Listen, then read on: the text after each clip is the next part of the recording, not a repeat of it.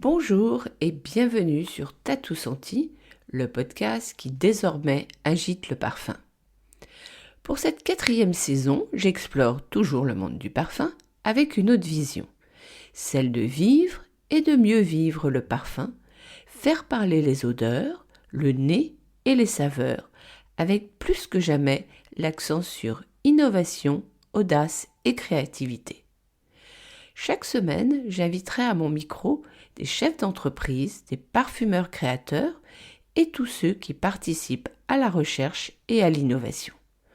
On y parlera donc parfum, saveurs, ingrédients, odeurs, développement durable. Autant de portraits et d'échanges bien sentis, en mode passion et en mode complice. Je suis Bettina Eckroyd, journaliste, experte parfum et saveurs et la créatrice du blog tatousenti.com. Pour ne manquer aucun épisode, je vous invite à vous abonner à T'as tout senti. Maintenant, place à mon invité. Bonjour à toutes et à tous. Saviez-vous que la France regorgeait de plantes aromatiques et que son terroir était mondialement reconnu pour ses qualités uniques influencées par son environnement? Eh bien, j'ai invité au micro de T'as tout senti podcast Leïla Wiedemann, la fondatrice de la marque Les Aromas Français, qui va nous en dire plus.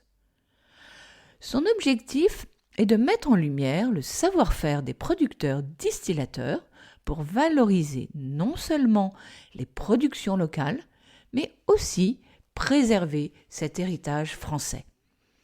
N'oublions pas que nous avons Grasse, dont le savoir-faire en parfumerie est inscrit au patrimoine mondial de l'UNESCO. Avec les aromas français, Leïla souhaite garantir un produit de qualité, soutenir une démarche respectueuse et enfin encourager l'adoption de thérapies naturelles responsables avec des produits sourcés. D'ailleurs, elle propose qu'ensemble, nous révélions la beauté et la richesse des arômes de France pour non seulement notre bien-être, bien évidemment, mais aussi celui de l'environnement, sans oublier d'éveiller et de réveiller notre odorat. Alors, écoutons-la sans plus tarder, c'est une passionnée à la longue et riche carrière dans le parfum. Elle va nous raconter la belle histoire des aromas français et ses projets à venir. Si vous voulez participer à l'aventure, une campagne Ulule a été mise en place et je vous donnerai le lien. Une belle façon de contribuer à préserver le patrimoine aromatique français.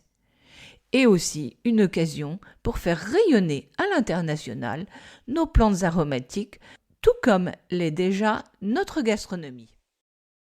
Bonjour Leïla. Bonjour Bettina. Tu viens de lancer une campagne Ulule. Peux-tu nous en dire quelques mots avant que l'on rentre dans le vif du sujet? Oui, alors déjà je te remercie de m'accueillir à T'as tout senti. Je suis heureuse de partager quelques mots donc sur la campagne Ulule. J'ai lancé cette initiative pour développer les aromas français. Je souhaite en fait homogénéiser la marque en créant ses propres étiquettes et flacons Oui, pour définir des points de vente en pharmacie. d'accord. Donc le but, c'est de soutenir les producteurs locaux et de promouvoir une aromathérapie française comme complément à la médecine conventionnelle. Et puis c'est aussi contribuer à cette campagne, c'est aider à préserver notre patrimoine aromatique et encourager l'adoption de thérapies naturelles responsables avec des produits sourcés. Alors, avant de revenir sur ce projet, je souhaite remonter quelques instants le temps. Quel est ton souvenir olfactif le plus ancien ou le plus fort? Alors, mes souvenirs olfactifs les plus forts, ils me ramènent à mes Oui, racines. effectivement, il peut y en avoir plusieurs, hein. Oui, oui, j'en ai plusieurs. Alors, notamment le premier, qui est du côté de mon papa, parce que du coup, j'ai deux racines en fait enflicotées de mon papa, donc alsacien. D'accord. C'était un peu l'odeur des caves, des sous-sols de mes arrière-grands-parents qui étaient donc en terre battue et il y avait cette odeur dans la cave d'effluves de poussière, de bois humide et de Mhm. mousse. Et en fait, j'adorais cette odeur et des fois, j'aimais rester à la cave ou aller chercher quelque chose au sous-sol parce que j'adorais cette odeur. D'accord. Et puis, de l'autre côté, du côté de ma Mhm. maman, qui est tunisienne, bah, là-bas, le souvenir olfactif, ce serait du coup l'odeur du canoun. Oui, c'est quoi? C'est un petit foyer qui fonctionne au feu de bois sur lequel on fait brûler bah, de l'encens, des herbes et puis on vient déposer en fait des herbes, de l'encens pour purifier les espaces de vie. D'accord. Donc voilà, c'est des arômes bah, qui sont très boisés, mélangés à des senteurs d'encens Mhm. et ça crée une atmosphère très spirituelle et apaisante Oui, qui reste pour moi, je voilà, comprends très bien. Ouais, et enveloppante en même temps et rassurante. exactement, Est-ce oui. que le sens olfactif a toujours été un sens important pour toi ou c'est venu, tu l'as réalisé au fur et à mesure? Alors, absolument. C'est en fait dès mon plus jeune âge, mon père nous apprenait à observer, à sentir, à toucher les plantes du jardin. Mhm. Et pareil, ma grand-mère alsacienne, elle était une grande cuisinière, donc elle utilisait beaucoup les aromates du jardin. Ouais, Et puis du côté de ma mère tunisienne, bah, pareil, hein, la cuisine est très parfumée. complètement. Et puis j'ai une maman qui est hyper sensible aux odeurs. D'accord. Donc la vie n'a pas toujours été facile pour elle Oui, parce que en fait les goûts, les odeurs et les goûts ont un impact physique sur elle. d'accord. Donc mes frères et moi, on sait qu'il y a certains endroits, certains restaurants qu'on va pas lui Oui, proposer parce que bah, on sait qu'elle va y en être très sensible. d'accord. Ok. Voilà. C'est un peu comme quand on travaille avec une équipe de création Mhm. en parfumerie. Avec le temps et l'expérience, vous connaissez les goûts et les couleurs de Oui, chacun. Et donc, vous pouvez dire, ah bah non, tiens, cette qualité, ça plaira pas au parfumeur, on va pas lui proposer, on va pas lui faire oui, oui, oui. sentir. Voilà, c'est la même Et chose. à quel moment as-tu en fait décidé de travailler dans le parfum? Alors, mon grand-père paternel, il était ingénieur chimiste chez Rhône-Poulenc D'accord. et il synthétisait les molécules pour la parfumerie. Mhm. Et après le bac, il m'a parlé de l'école de parfumerie de Versailles, l'ISIPCA. Oui. Donc on a participé aux portes ouvertes et ça a été un coup de cœur pour moi. Donc j'ai orienté mon parcours pour m'inscrire dans cette école, tout simplement. Mais lui, il te faisait sentir des choses ou pas nécessairement? Non, pas du tout. C'était un pur chimiste. Donc par contre, ouais, j'ai mangé de la chimie parce qu'il fallait absolument que je comprenne les synthèses. Oui. Donc ouais, mais c'était pas côté olfactif. J'ai eu plus de sensibilité avec mon père quand il nous faisait sentir bah, les aromates du jardin, les plantes, que du côté de mon grand-père. Lesquels, par exemple? C'était les aromates, ça pouvait être bah, le persil, du romarin, de l'aneth, voilà, tous ces aromates du jardin. Ok. Et alors, à l'ISIPCA, tu as fait un cursus parfumeur ou un autre cursus? Non, le cursus parfumerie. Alors, tu as donc passé quelques années en parfumerie, sans peut-être rentrer à Oui. ce point dedans. Quels ont été les enseignements que tu en as tirés?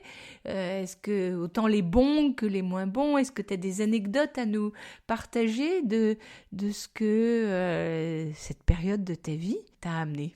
Oui. Alors, j'en ai appris beaucoup, hein, surtout en échangeant avec les différents acteurs de ce milieu. Oui. Parce que vous savez, enfin, on en apprend tous les jours dans ce secteur. À force de sentir, je dirais que j'ai développé ma sensibilité. Et vous savez, plus vous sentez ou goûtez hein, quelque chose, et plus vous vous intéressez aux odeurs et à leur association. Mhm, Et en fait, cet engrenage m'a transporté au plus profond de moi-même. mhm, Donc, j'en ai ressenti des impacts physiques, émotionnels, que j'ai appris à apprivoiser mhm. et qui m'aident aujourd'hui dans mon Et quotidien. alors, quand tu étais donc dans ce secteur du parfum, tu as été aussi bien en amont qu'en aval. Peut-être dis-nous un petit mot Oui, à propos de ça. oui bah, j'ai commencé d'abord en tant qu'évaluatrice, Mhm. donc comme chef d'orchestre dans le développement des parfums. Et puis bah, après, je me suis orientée petit à petit vers la matière première. Oui. c'est vraiment quelque chose qui m'attirait, qu'elle soit synthétique ou naturelle. Voilà, j'avais envie de les sentir parce que pour moi, une matière première, c'est déjà un parfum en soi, surtout les matières premières naturelles, hein. Je peux pas être plus d'accord. Tout, oui, les naturels qui sont composés de plein de molécules, hein, donc, Mhm. voilà. Et puis, quand on fait de la parfumerie, on s'inspire du naturel pour commencer à créer. Ouais, c'est quelque chose de magique. Voilà, donc c'est pour ça que je me suis orientée vers la matière première. Mhm. Et alors justement, quand tu étais côté matière première, quelles ont été les premières essences, les premières matières premières aux plantes à parfum qui t'ont le plus surpris? Je dirais l'odeur. Ou celles que tu as peut-être le plus aimé et le moins aimé? J'aimais beaucoup les baumes. Oui. Pareil, le cistelladanifère, ces matières-là, ces matières baumées, ouais, ça m'intriguait. Et puis ça sentait bon. Enfin, j'adorais ces odeurs. Et après, il y a toutes les notes florales, le jasmin, la rose. Puis quand vous sentez en plus différentes variétés, différentes origines, Mhm. bah là, vous rentrez vraiment dans un orgue incroyable de matières premières et de variétés. C'est fou. Absolument. Mais justement, qu'est-ce qui a fait, qu'est-ce qui t'a donné envie de passer des parfums aux matières premières ou aux huiles essentielles, hein? Bah, c'est justement grâce à ce constat fait de sentir, de ressentir des impacts physiques et émotionnels. Mhm.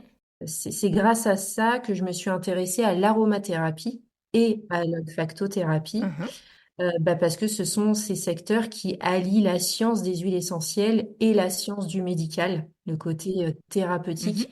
Et j'avais envie d'en savoir beaucoup plus parce que j'étais un peu cobaye de sentir ces effluves, ces arômes, ces parfums Oui. et d'en ressentir des effets sur mon Mhm. corps.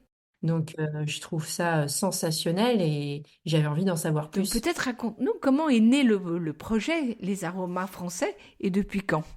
Alors, ce projet, il est né de mon expérience dans le sourcing des matières premières pour la parfumerie. Mhm.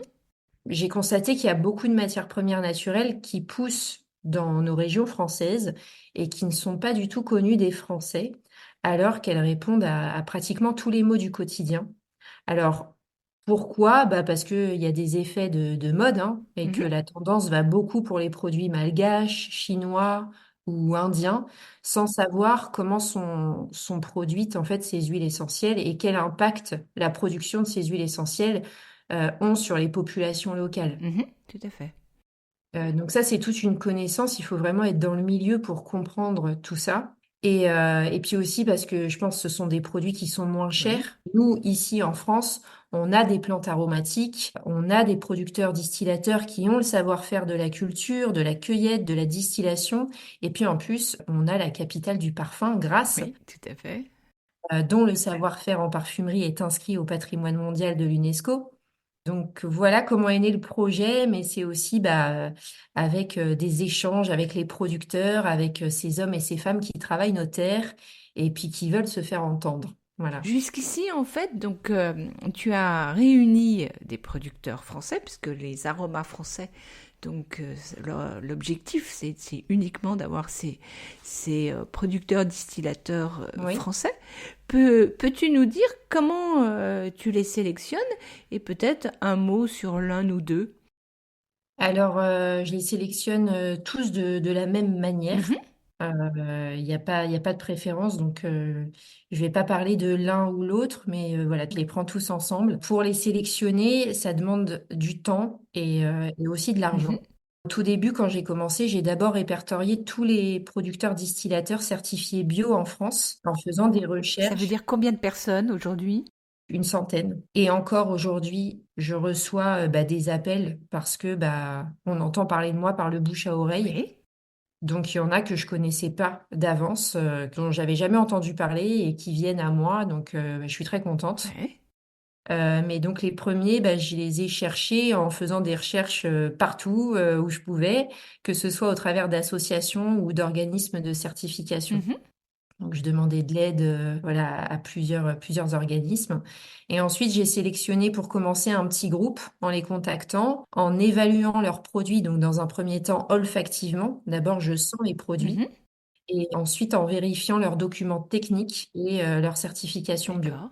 Donc, certains producteurs distillateurs, ils n'ont pas les finances pour réaliser les documents techniques. Donc, le but de la marque, c'est vraiment de les aider à les faire avec Oui. eux en rassemblant un grand nombre de demandes et pouvoir bénéficier de prix, en fait, pour la réalisation de ces documents qui sont Et obligatoires. donc, quand tu dis ces documents, c'est donc aussi d'avoir ces certifications. Parce qu'elles ont un coût. D'être certifié bio, ça a un coût.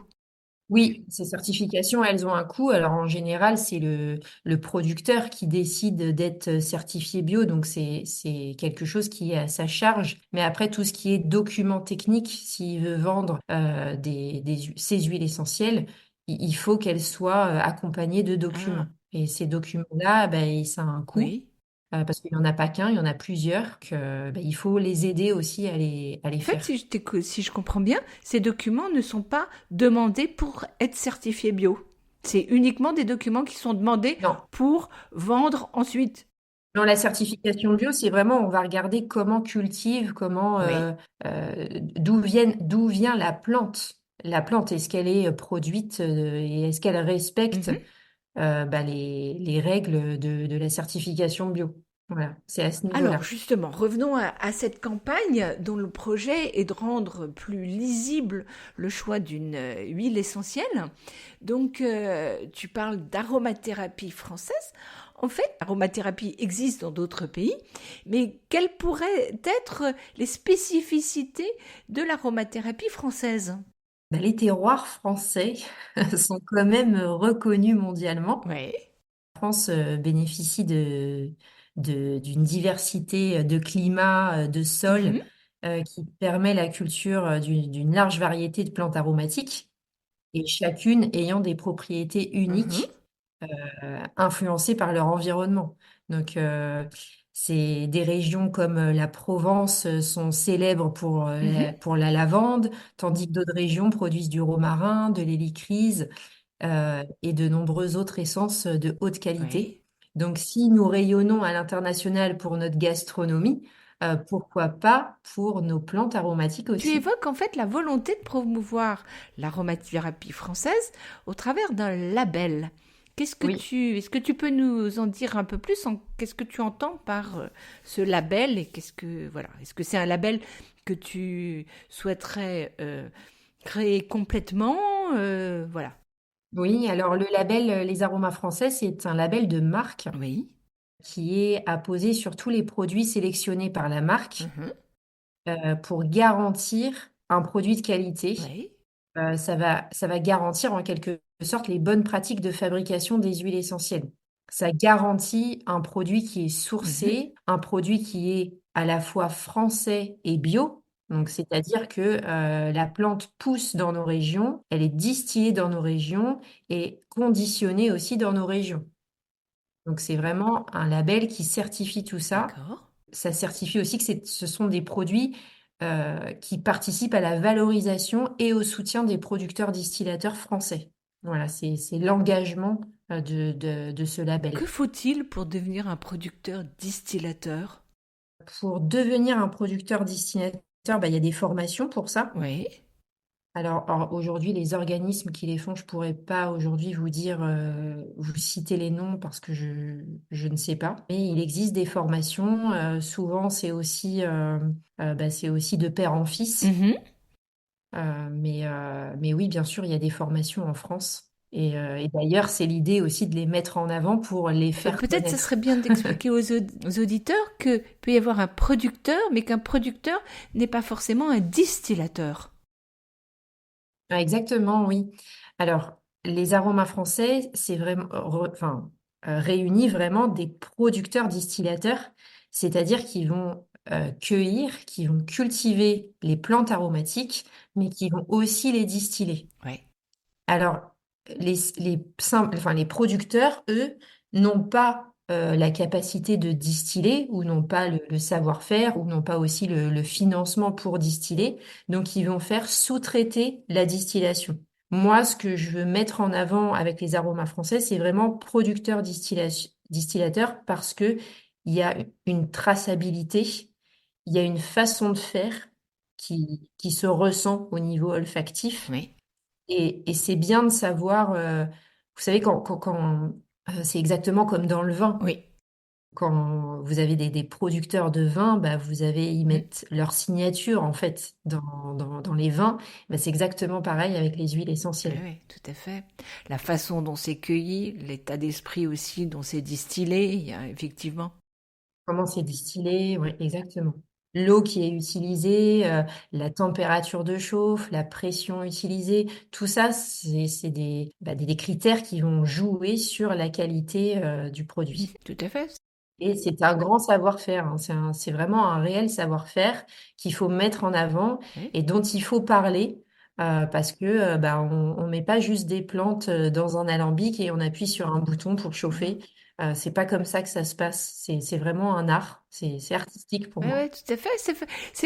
Tu parles du vin, mais c'est aussi comme un cuisinier qui va à un moment donné savoir, sentir, ressentir que c'est le moment où il faut arrêter ou qu'il faut peut-être continuer. C'est ça? Oui, oui, bien Et sûr. effectivement, c'est ça. Et puis après, c'est de l'expérience. Et puis ils sont en contact du vivant, hein, Exactement. de ces plantes qui. Et mais oui, exactement. Les producteurs, ils ont la connaissance de la Mhm, plante, ils ont la connaissance des éléments, c'est-à-dire la terre, l'eau, le vent, la lumière. Tout ça, c'est très important à la croissance et au développement des plantes aromatiques. Et eux, ça, ils le savent. Ils sont dans la nature, ils observent, ils s'adaptent. Ils peuvent même généralement vous faire quelques prédictions sur les récoltes futures. Donc, sans eux, on n'a pas grand-chose, en fait. non, non, tout à fait, tout à fait. Et puis c'est vrai que une même plante d'une région à une autre, parce que la terre, parce que la lumière, parce que le sol, parce que Oui, bien sûr. elle va pas sentir tout à fait la même chose. Par rapport à l'environnement, à ce qui pousse autour aussi. Là, on parle de plus en plus d'agroforesterie. L'agroforesterie, c'est vraiment de varier les espèces dans un champ Mhm, euh, et ça donne des résultats qui sont magnifiques, hein, qui sont même surprenants. ouais. D'ailleurs, j'ai cru voir, alors j'ai envie que tu peut-être nous partages, que tu es allé faire l'expérience dans les champs, les cueillir avec eux. Est-ce qu'il y a un souvenir qui t'a marqué? Oui, la manière de cueillir, parce que même la façon de tenir la faucille pour couper, ça va jouer aussi Oui. sur l'impact en fait qu'on va donner à la plante lors de sa cueillette. Et non, je trouvais ça super. C'est aussi de se rendre compte du travail, de ce que c'est en fait ce travail. Et notamment quand j'y suis allée, je me rappelle, il y avait énormément de vent, il faisait froid. Enfin, on travaillait quand même dans des conditions. C'était pour quelle plante? C'était pour la lavande sauvage. D'accord. Et on travaillait dans des conditions qui étaient, c'est difficile, mais bon, c'est dans la nature, on s'adapte, hein, et moi, j'ai trouvé ça super et je les ai même encouragés à réaliser des événements, en fait, de cueillette comme cela, avec des petits apéros à la fin de la cueillette pour Mhm. pouvoir discuter, échanger. Non, j'ai trouvé ça génial. J'ai passé un très bon moment. Rappelle-nous, en fait, cette lavande, elle se trouve qu'à une certaine altitude? Alors là, c'était avec un autre producteur que j'ai fait. C'était pas avec les Senteurs du Clos. Oui. Les Senteurs du Clos, oui, il part à 1800 mètres d'altitude hein, pour cueillir la, la lavande. Oui. D'ailleurs, qui lui donne des arômes exceptionnels. On peut pas faire plus net, plus clean en fait au niveau odeur de la lavande. J'ai trouvé ça Tu veux incroyable. dire que quelque part, on sent la pureté de l'air parce qu'on est en altitude? Bah oui, oui, ouais. Ouais, je pense que ça joue. Enfin, en tout cas, l'altitude joue beaucoup, hein. Il y a pas toutes les espèces qui poussent à toutes les altitudes. Donc, non, c'est très intéressant aussi à étudier. Ouais. Et qui montre en fait quelque part combien elle est résistante, cette lavande, pour pousser aussi Bien haut. sûr, ouais, ouais, comment elle s'est adaptée au sol, au climat. Non, Ouais, c'est fou comme la nature est Hein, belle. complètement. Ça, il faut en prendre conscience. Mais d'ailleurs, en plus, c'est amusant parce qu'aujourd'hui, c'est la journée de la Eh Terre. ben voilà. Est-ce que tu le savais? En fait, est-ce que tu peux nous dire, puisque ce patrimoine est riche en France, quelles sont les autres régions, hormis la Provence, qui est effectivement la plus connue? Oui, alors oui, ben, il y a surtout, on entend surtout parler donc des régions comme la région PACA, l'Auvergne-Rhône-Alpes, l'Occitanie, mais c'est vrai qu'il y a aussi, ça pousse les huiles essentielles, enfin, les plantes aromatiques poussent partout, hein, dans toutes les Mhm. régions. Après, en fait, il faut trouver des producteurs distillateurs dans ces D'accord. régions. C'est ça, Oui. en fait, qu'on doit trouver. On s'inquiète pas sur qu'est-ce qui pousse. Enfin, est-ce que ça va pousser dans ces régions-là? Oui, ça pousse. Et en plus, aujourd'hui, avec ce changement climatique, hein, ce chauffement climatique qui existe, on a justement des espèces qui sont en train de remonter en fait vers le nord Oui. avec le climat. En fait, elles suivent le climat, le réchauffement climatique. Oui, oui. Donc, on se retrouve à avoir des lavandes qui vont pousser un petit peu plus au D'accord. nord. Oui. J'avais entendu. Mais c'est très intéressant. Puis ça va amener de nouveaux produits, en Mhm. fait, de nouvelles variétés, de nouvelles résistances. Voilà, c'est des études qui sont infinies, en fait. On n'a pas fini d'apprendre des plantes aromatiques. Ben écoute, c'est génial ça. C'est un peu. Donc oui, donc on en trouve aussi en Bretagne, non? C'est ça? Tu as quelques producteurs. Oui, en Bretagne, donc il y a un producteur avec qui je travaille, donc c'est le producteur Avelaine, Mhm. la ferme Avelaine. Qui font aussi pas mal de... Ils ont une belle variété d'huiles essentielles. Moi, j'ai sélectionné chez eux la Christ marine, Mhm. déjà parce que c'est quand même typique de on va dire emblématique, enfin pas emblématique, endémique de la région Bretagne. Et puis, il y avait aussi la carotte et le laurier. D'accord. Tu en as qui viennent de Corse ou pas? Oui, il y a l'immortel de Corse, le myrte vert, Ouais. le petit grain clémentine et le romarin verbenone. Voilà. Il y en a tout plein en Corse aussi. Voilà, c'est encore à découvrir. L'idée, c'est de faire rentrer en fait des huiles essentielles à chaque fois, de nouvelles huiles essentielles dans la gamme des aromas français. Mhm. Faire découvrir à chaque fois ces huiles essentielles. Faire entrer aussi de nouveaux producteurs distillateurs. Voilà, en fait, ce n'est qu'un début. On est vraiment au tout début là D'accord. et l'idée, c'est vraiment de réunir tout le monde hein, au sein des aromas Alors français. aujourd'hui, tu dirais que tu as combien de producteurs et tu as combien d'huiles essentielles? À peu près. Alors aujourd'hui, j'ai 15 huiles essentielles avec 9 producteurs. Raconte-nous et dis-nous pourquoi et en quoi pour toi c'est important d'éveiller l'odorat. C'est une belle question. Alors, ça améliore la qualité de vie de sentir en continu comme ça. Enfin, en tout cas, personnellement, j'en ai ressenti les bienfaits. Ça augmente le plaisir des expériences quotidiennes parce que vous prêtez plus attention à ce que vous sentez, à ce que vous goûtez. Mhm. Donc, ouais, je dirais que c'est l'amélioration de la qualité de vie. Alors justement, parle-nous, tu as rencontré et tu échanges et tu travailles avec Sonia Blondeau qui a euh, créé une approche des molécules amusantes. Donc voilà, Oui. dis-nous-en un peu plus. Alors Sonia, je l'ai rencontrée par hasard. En fait, je cherchais justement une façon de d'expliquer l'aromathérapie simplement Mhm. pour tout le monde. Ouais. Je voulais pas que ce soit compliqué à comprendre pour quelqu'un qui n'a pas du tout fait d'études de sciences, de biologie. Enfin voilà. Je me suis dit, il faudrait quelque chose, une façon de présenter l'aromathérapie, mais d'une façon vraiment Ludique. ludique et puis très simple, quoi. Et je suis tombée sur les molécules amusantes de Ouais. Sonia Bondo sur Internet. D'accord. Et je me suis dit, ouais, mais elle a tout compris et c'est super ce qu'elle a fait. Et puis en plus, elle disait qu'elle s'est inspirée un peu des cartes Pokémon de ses petits-enfants. Oui.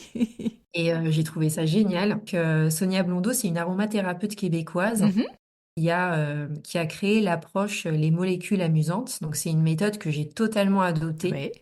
parce que permet de comprendre très simplement l'aromathérapie et la science des huiles essentielles par le jeu des couleurs et d'histoire de la vie de tous les jours. D'accord. Donc, elle permet vraiment à tout le monde de choisir de manière autonome l'huile essentielle qui lui convient, Mhm. tout en s'informant sur les contre-indications. D'accord. Donc, c'est une approche qui va permettre aux gens d'utiliser les huiles essentielles de façon Ouais, sécuritaire. C'est surtout ça, en fait, qu'on veut tout à fait, qui est aujourd'hui. extrêmement important.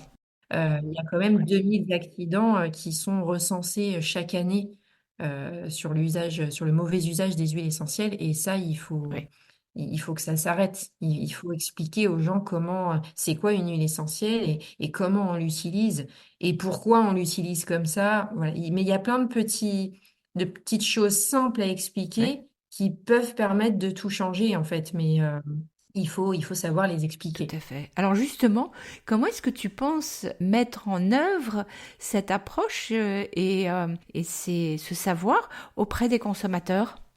Alors, moi, ce que j'ai fait, c'est que en me basant sur en adoptant l'approche les molécules amusantes, Mhm. j'ai analysé chaque huile essentielle que j'ai sélectionnée auprès des producteurs distillateurs. J'ai classé toutes les molécules par famille moléculaire, exactement comme l'explique l'approche les molécules amusantes. D'accord. Et j'ai créé des cercles de couleurs représentatifs de l'huile essentielle sélectionnée. Donc, en fait, par exemple, pour la lavande, des senteurs du clos en région PACA, Mhm.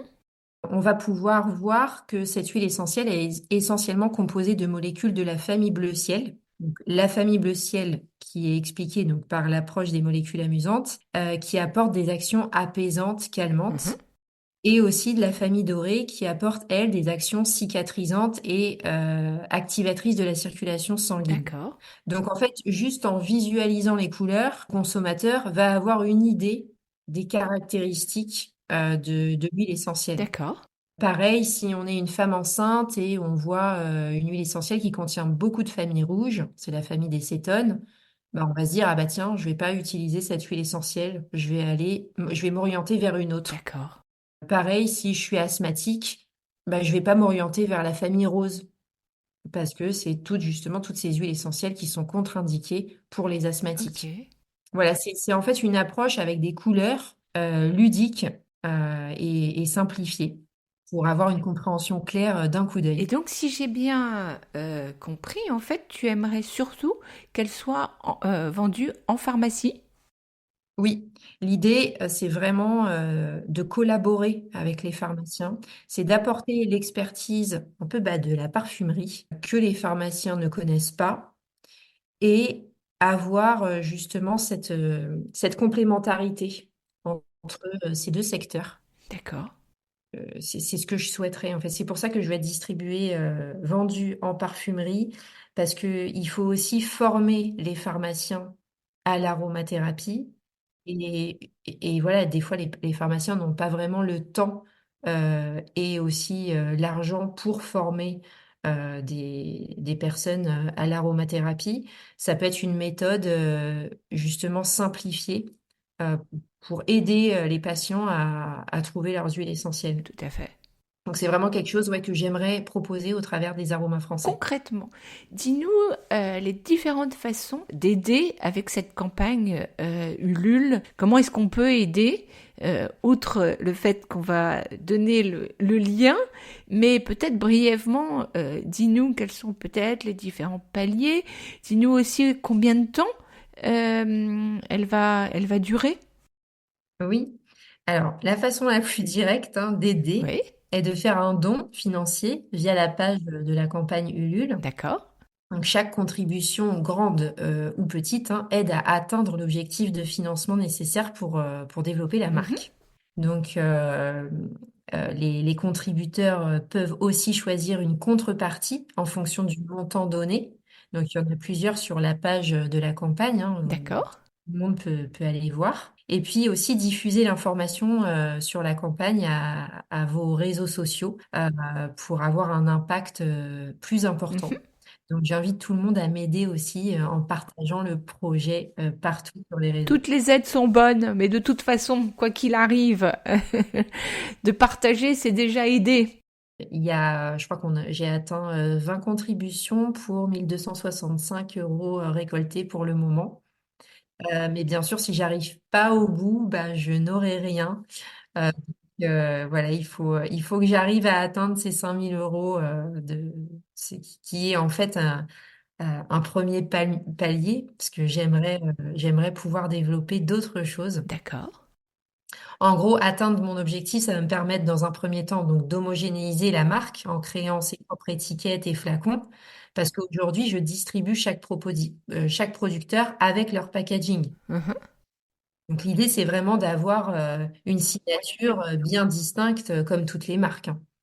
Et par la suite, si je peux dépasser mon objectif, j'aimerais améliorer mon site internet et créer une chaîne YouTube riche en interviews pour faire connaître le secteur et ses spécialités au grand public et apporter du coup bah, mon expertise dans ce Eh domaine. ben écoute, on va Voilà. faire en sorte que tout le monde écoute cet épisode et ensuite contribue parce que Merci beaucoup, Bettina. c'est effectivement très chouette comme projet et de quelque part mettre en avant ce patrimoine, cette richesse française. C'est c'est beau. Et c'est bien de mettre le parfum, mais comme tu as dit très justement, c'est euh, c'est aussi le départ à la terre. C'est ça, exactement. Donc c'est bien revenir aux sources et de pérenniser ça. Et puis c'est vrai que c'est bien de mettre en avant la France. Bien sûr, ouais. Et puis pérenniser bah, justement ces variétés de plantes aromatiques. Ouais, Ce serait dommage qu'elles disparaissent alors qu'on a tout à portée de main. ouais, complètement. Parfait. Eh bien écoute Leïla, merci beaucoup. Merci Bettina, merci beaucoup. Merci Leïla pour cette conversation passionnante et riche d'enseignements sur les huiles essentielles.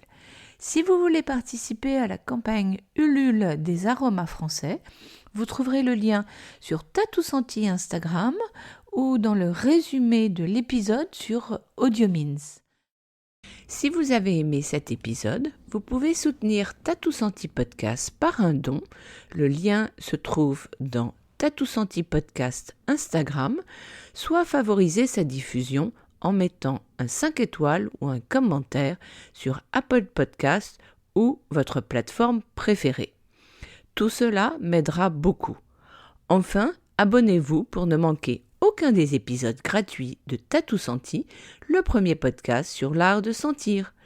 En attendant le prochain épisode, sentez-vous bien.